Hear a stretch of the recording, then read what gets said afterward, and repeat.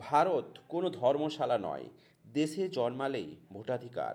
শাহের ন্যক্কারজনক মন্তব্যের তীব্র প্রতিবাদ করল তৃণমূল।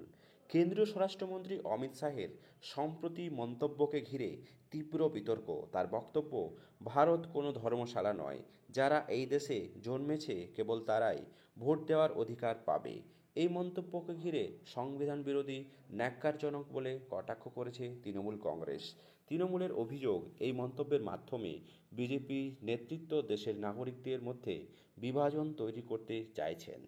দলীয় এক বিবৃতি অনুযায়ী তৃণমূলের মুখপাত্র বলেন, অমিত শাহের যুক্তি অনুযায়ী দেশ ভাগের পর ভারতে এসে স্থায়ীভাবে বসবাস করা লক্ষ লক্ষ মানুষ, এমনকি মতুয়া সম্প্রদায়ের সদস্যরাও অবৈধ বলে গণ্য হবেন।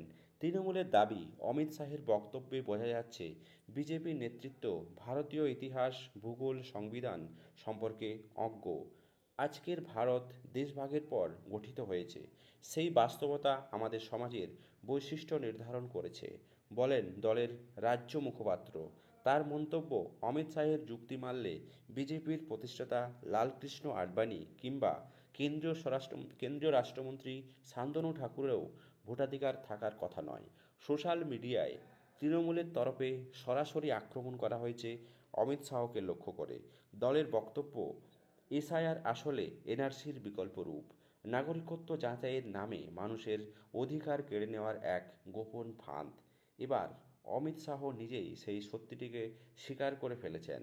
তৃণমূলের দাবি, বিজেপির প্রকৃত লক্ষ্য বাংলার মানুষকে বিভাজন করা, নাগরিকত্ব নিয়ে বিভ্রান্তি ছড়ানো এবং কোটি কোটি বাঙালিকে অবৈধ তকমা দেওয়া।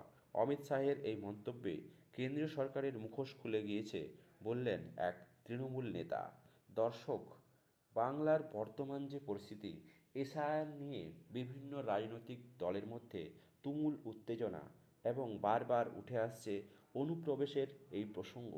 বাংলার মধ্যে সত্যিকারের অনুপ্রবেশ কি বড় সমস্যা? অনুপ্রবেশ যদি না রোখা যায়, তাহলে কি বাংলার অচলাবস্থা তৈরি হবে? আগামী দিনে বাংলার ভবিষ্যৎ নিয়ে এই অনুপ্রবেশ কতটা বাধকতা হতে পারে? অবশ্যই আপনার সুচিন্তিত মত একজন বাঙালি হিসাবে কমেন্ট করে জানাবেন। অবশ্যই আপনারা আপনার মত কমেন্ট বক্সে জানিয়ে চ্যানেলটিকে সাবস্ক্রাইব করবেন। যদি চ্যানেলে নতুন হয়ে থাকেন, চ্যানেলটিকে লাইক, শেয়ার, সাবস্ক্রাইব করে পাশে থাকবেন। ধন্যবাদ।